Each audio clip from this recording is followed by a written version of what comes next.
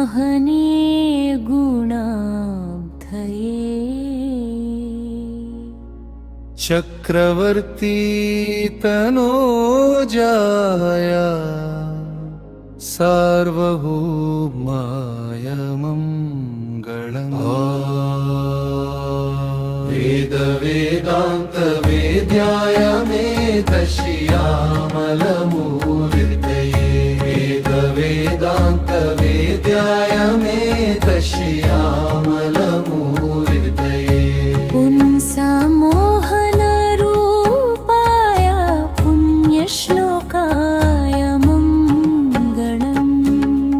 विश्वामित्रान्तरङ्गाय मिथिला नगरीपतेः भाग्यानां परिपपाय भयरूपाय मङ्गलम्। पितृभक्ताय सततं भ्रातृभिः सह सीतया नन्दिता किल लोकाय रामभद्राय मङ्गलम्।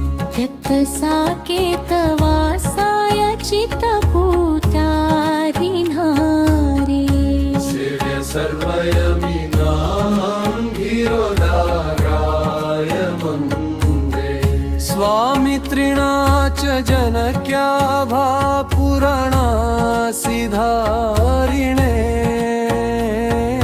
संसेव्या सदा भक्त्या स्वामिने मम मङ्गलम्। दण्डकारण्यवासाय खण्डितामराशत्रवे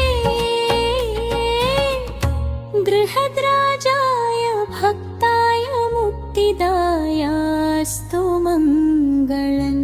सादरं शबरी दत्तफलमूलाभिलाषिणे सौलभ्य परिपूर्णाय सत्त्वोद्दीप्ताय मङ्गलम्।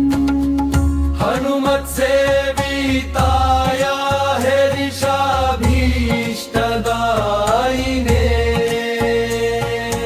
वालिप्रमथनायास्तु महाधीराय मङ्गलम्।